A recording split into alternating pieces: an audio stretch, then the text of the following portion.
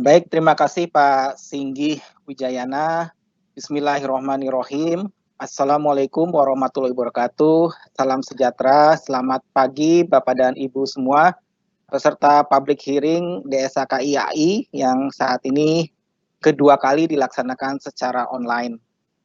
Pada kesempatan ini, izinkan saya untuk melanjutkan terkait dengan sesi yang kedua, yaitu pembahasan mengenai draft exposure amandemen PSAK 71, PSAK 55, dan PSAK 60 tentang reformasi acuan suku bunga, atau dalam hal ini adalah IBOR reform.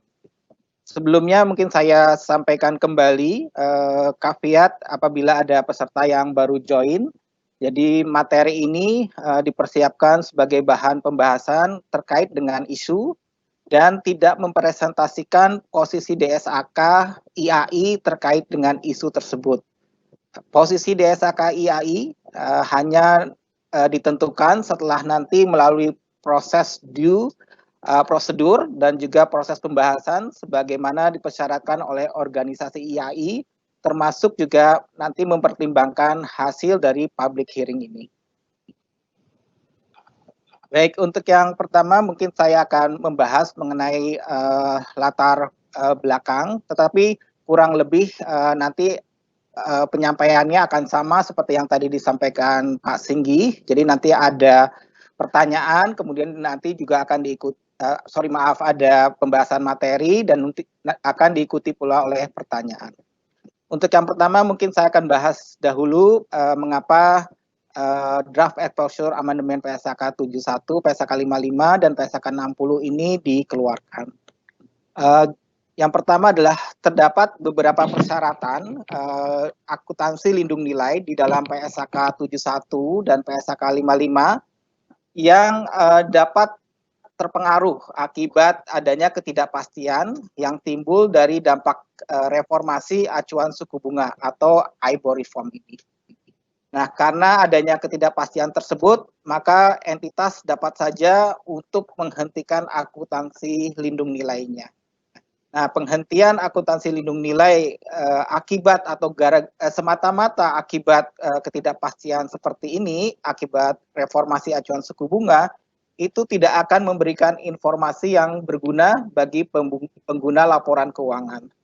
Dengan demikian, DSAK mengusulkan untuk mengubah persyaratan akuntansi lindung nilai, khususnya yang terdapat dalam PSAK 71 dan PSAK 55, agar dapat memberikan pengecualian selama berlangsungnya atau di dalam periode ketidakpastian ini. Bapak dan Ibu sekalian, ada beberapa pertanyaan atau beberapa usulan perubahan terkait draft exposure amandemen PSAK 71, PSAK 55, dan PSAK 60. Ini seperti Pak Singgi juga tadi sampaikan, di amandemen PSAK 71, PSAK 55, dan 60 ini kurang lebih juga ada 5 hal yang nanti akan kita sampaikan. Yang pertama adalah terkait dengan persyaratan atau ketentuan kemungkinan besar terjadi atau highly probable. Kemudian kedua adalah terkait dengan penilaian prospektif PSAK 71 dan penilaian retrospektif PSAK 55. Yang ketiga adalah terkait dengan komponen risiko yang diidentifikasikan secara terpisah. Yang keempat adalah penerapan wajib dari amandemen ini dan juga akhir penerapannya. Dan yang usulan yang terakhir adalah terkait dengan disclosure atau pengungkapan. Seperti selanjutnya nanti akan diikuti setiap usulan akan diikuti dengan pertanyaan kepada Bapak dan Ibu sekalian. Untuk yang pertanyaan pertama, yaitu terkait dengan ketentuan atau persyaratan kemungkinan besar terjadi atau highly probable. Di dalam amandemen ini mengusulkan pengecualian untuk menentukan apakah suatu perakiraan transaksi adalah kemungkinan besar terjadi. Nah, ini ketentuan terkait dengan suatu transaksi adalah kemungkinan besar terjadi, ini dipersyaratkan sebagaimana di dalam PSAK 71 paragraf 633. Kemudian amandemen ini mengusulkan bahwa entitas yang akan menerapkan persyaratan ini akan mengasumsikan bahwa reformasi acuan suku bunga yang menjadi dasar arus kas lindung nilaian tidak diubah sebagai akibat dari reformasi acuan suku bunga. Terkait dengan isu ini, kembali kita akan menanyakan apakah Bapak dan Ibu setuju dengan amandemen yang diusulkan, yaitu mengasumsikan bahwa reformasi acuan suku bunga yang menjadi dasar arus kas lindung nilaian itu tidak diubah sebagai akibat adanya periode atau di periode reformasi acuan suku bunga ini. Apabila Bapak dan Ibu berpendapat lain, mohon kami dapat diberikan usulan dan penjelasannya.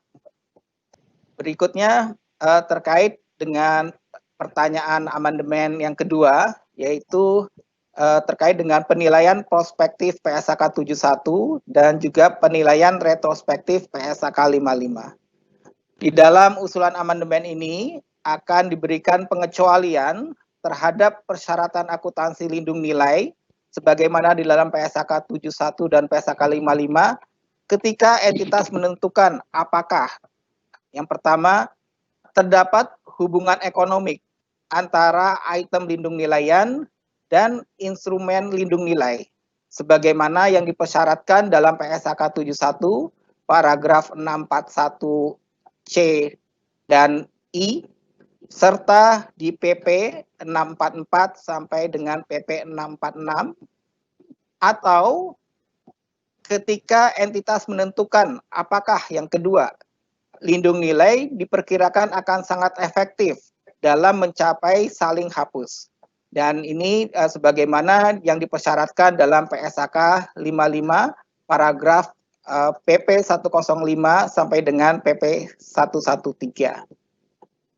Jadi amandemen ini mengusulkan entitas yang menerapkan persyaratan ini akan mengasumsikan bahwa acuan suku bunga yang menjadi dasar arus kas lindung nilaian dan atau acuan suku bunga yang menjadi dasar arus kas instrumen lindung nilai itu kembali tidak diubah sebagai akibat dari reformasi acuan suku bunga. Jadi kembali bahwa IBOR reform ini tidak diubah gitu ya akibat adanya IBOR reform ini. Terkait isu nomor 2, apakah Bapak Ibu setuju dengan amandemen yang diusulkan? Kembali lagi apabila Bapak Ibu tidak berpendapat lain, kira-kira bagaimana usulannya dan mohon penjelasannya. Bapak dan Ibu sekalian, kami akan lanjutkan terkait dengan pertanyaan yang ketiga, yaitu penetapan komponen suatu item sebagai item lindung nilaian. Jadi di amandemen ini mengusulkan untuk memenuhi syarat penetapan komponen suatu item sebagai item lindung nilaian sebagaimana dipersyaratkan dalam PSAK 71 paragraf 637A dan PP 638. Di dalam amandemen ini akan mengusulkan bahwa entitas yang menerapkan persyaratan akan mengidentifikasikan komponen resiko secara terpisah hanya pada saat dimulainya hubungan lindung nilai.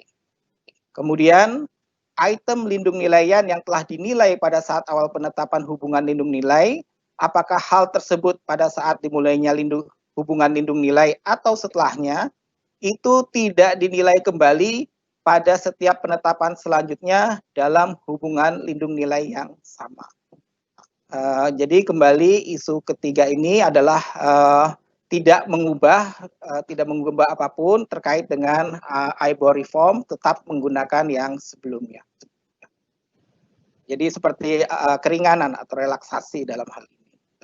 Untuk yang isu ketiga ini, Bapak dan Ibu, apakah Bapak dan Ibu setuju atas amandemen yang diusulkan, yaitu terkait dengan penetapan komponen suatu item sebagai item lindung nilaian di awal pada saat dimulainya hubungan lindung nilai.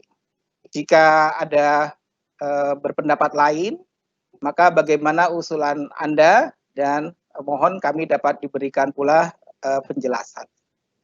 Untuk yang keempat, terkait dengan penerapan wajib dan akhir penerapan. Di dalam amandemen PSAK 71, PSAK 55, dan 60, ini juga diusulkan terkait bahwa penerapan pengecualian amandemen ini adalah wajib untuk semua hubungan lindung nilai yang dipengaruhi atau yang terpengaruh oleh reformasi acuan suku bunga atau IBOR reform. Amandemen ini mengusulkan bahwa pengecualian akan berlaku untuk jangka waktu yang terbatas. Entitas akan berhenti menerapkan pengecualian yang diusulkan pada saat yang lebih awal, yaitu antara pertama, apakah ketika ketidakpastian yang timbul dari reformasi acuan suku bunga sudah tidak lagi ada keterkaitan dengan waktu dan jumlah arus kas yang berbasis acuan suku bunga dari item lindung nilaiannya.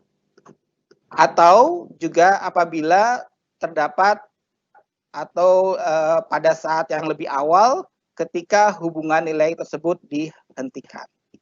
Jadi amandemen ini berlaku apabila terdapat waktu yang di dua waktu tersebut. Kembali lagi pertanyaannya, apakah Bapak Ibu setuju dengan amandemen yang diusulkan? Kemudian jika tidak, bagaimana usulan dari Anda? Kemudian mohon kami juga diberikan penjelasannya. Isu yang kelima atau materi yang kelima itu adalah terkait dengan pengungkapan atau disclosure. Jadi terkait dengan amandemen ini, IBOR reform, entitas akan mengungkapkan yang pertama, acuan suku bunga yang signifikan di mana hubungan lindung nilai entitas tersebut terekspos. Yang kedua adalah mengungkapkan pula terkait dengan tingkat eksposur resiko yang dikelola oleh entitas yang secara langsung dipengaruhi oleh reformasi acuan suku bunga. Ketiga, itu adalah bagaimana entitas mengelola proses peralihan dari ke suku bunga acuan alternatif yang baru. Yang keempat, entitas juga mengungkapkan terkait dengan deskripsi atas asumsi atau pertimbangan signifikan yang dibuat entitas dalam menerapkan paragraf-paragraf amandemen ini. Kemudian kelima, itu entitas mengungkapkan jumlah nominal instrumen lindung nilai dalam hubungan lindung nilai yang dilakukan. Kembali pertanyaannya Bapak dan Ibu semua, apakah Bapak Ibu setuju dengan amandemen yang diusulkan terkait dengan disclosure atau pengungkapan? Jika tidak, bagaimana usulan Anda, dan mohon kami dapat diberikan pula alasannya. Berikutnya ini bukan pertanyaan tetapi terkait dengan ketentuan transisi. Jadi DSAK IAI akan mengusulkan bahwa amandemen PSAK 71, PSAK 55, dan 60 terkait IBOR reform tersebut berlaku efektif untuk periode keuangan yang dimulai pada atau setelah tanggal 1 Januari 2020. DSAK IAI mengusulkan bahwa amandemen diterapkan secara retrospektif dan tidak ada ketentuan transisi khusus lain yang diusulkan. Kemudian, apakah Bapak Ibu setuju dengan usulan ketentuan transisi ini? Jika tidak, bagaimana usulan dari Bapak Ibu, dan mohon kami dibantu penjelasannya. Kemudian yang terakhir, apakah Bapak Ibu ada tanggapan lain atas isu yang terkait dengan amandemen PSAK 71, PSAK 55, dan PSAK 60 ini? Baik, untuk yang slide terakhir mungkin dapat kami sampaikan pertanyaan-pertanyaan dari Bapak dan Ibu, kemudian juga tadi alasan apabila Bapak dan Ibu tidak berpendapat sama, itu silakan disampaikan kepada Dewan Standar Akuntansi Keuangan paling lambat tanggal 19 Juni 2020, kemudian bisa disampaikan melalui email atau juga yang link yang ada di layar. Demikian Bapak dan Ibu peserta public hearing, pemaparan terkait dengan draft exposure, amandemen PSAK 71, PSAK 55, dan PSAK 60 tentang reformasi suku bunga acuan atau IBOR reform.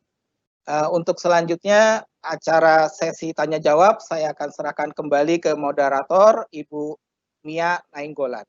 Terima kasih.